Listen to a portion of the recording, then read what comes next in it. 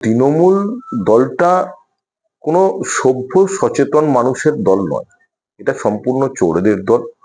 আর তৃণমূলের যে সরকারটা চলছে, অর্থাৎ তৃণমূল ডাইনেস্টি যেটা চলছে, সেই ডাইনেস্টিটা চোরেদের ডাইনেস্টি।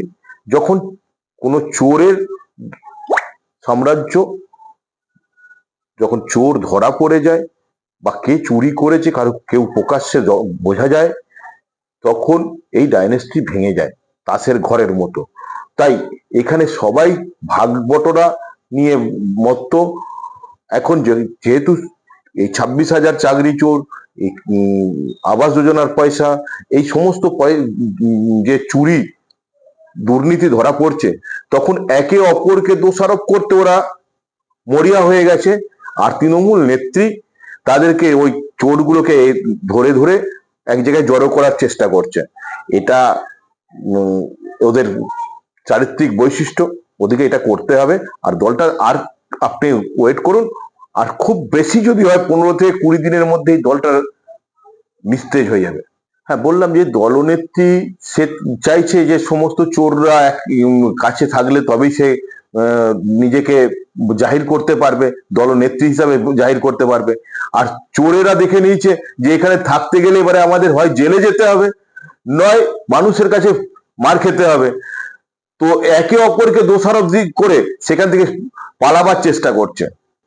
আর এই ভোটে ওরা বুঝে নিয়েছে ওদের কি অবস্থা হতে পারে, সেই জন্য নিজেদের পিঠ বাঁচাতে তারা এই অবস্থায় ঘুরছে। এক গোষ্ঠী কন্দলের মধ্যে থেকেই ওদের পতন হবে। এটা তো বলার কিছু নেই, এটা তৃণমূল একটা বৃহৎ পরিবার, তাতে কোথাও কোনো কোনো সময় মতানৈক্যের ছবি উঠে আসে।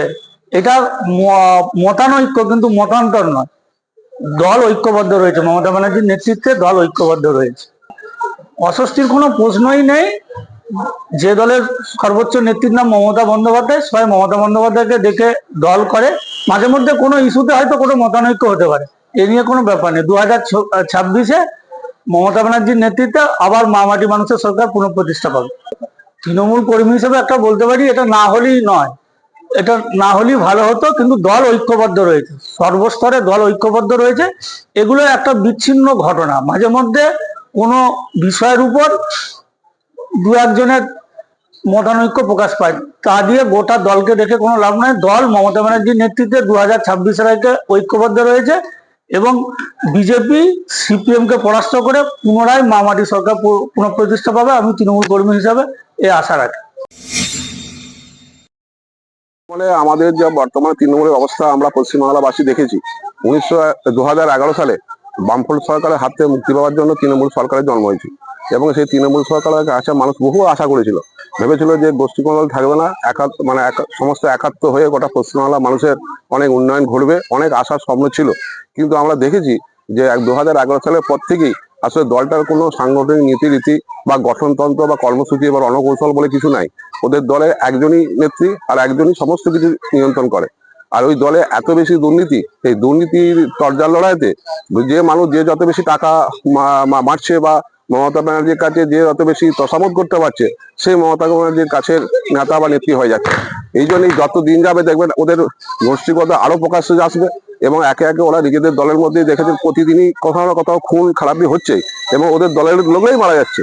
তবে আর যাই হোক না কেন, ওরা যত গোষ্ঠীগোষ্ঠী করুক না কেন, ওদের কিন্তু ভোট কিন্তু ওরা নিজেদের ওই তৃণমূলের ঘাস ফুলেতেই ওরা ভোট দিবে। কিন্তু এটা আমাদের সুবিধা বলতে কি, আমরা ভারতীয় জনতা পার্টি, যেটা আমাদের লক্ষ্য, যে গোটা ভারতবর্ষ জুড়ে আমরা এটাই চাই যে আমাদের যে বিজেপির যে কর্মসূচি আছে, তার যে গঠনতন্ত্র আছে, বিজেপির যে আদর্শ আছে, সেই আদর্শের তলায় সমস্ত মানুষকে যদি আমরা মিলিত করতে পারি, এবং আমাদের যে নিয়ম নীতি আছে, আমরা দুর্নীতির বিরুদ্ধে এবং আমরা উন্নয়নের পক্ষে, এবং গোটা সমস্ত মানুষের, আমাদের প্রধানমন্ত্রী যিনি ডাক দিয়েছিলেন যে সবকা সাথ সবকা বিকাশ সবকা বিশ্বাস, এই নিয়ম নীতি দিয়ে আমরা এগিয়ে যেতে চাই।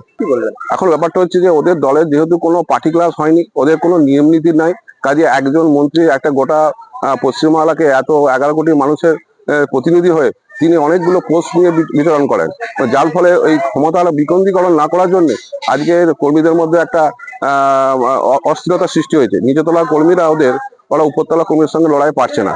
আর যে যত বেশি অর্থ রোজগার করছে, ওরা একটা শ্রেণীর মধ্যে সীমাবদ্ধ রেখে, যার জন্য নিচতলা কর্মীরা যারা সৎ কর্মী আছে তৃণমূলে, তারা কিন্তু ওই অসৎ কর্মীদের বিরুদ্ধে তারা লড়াই নেমেছে।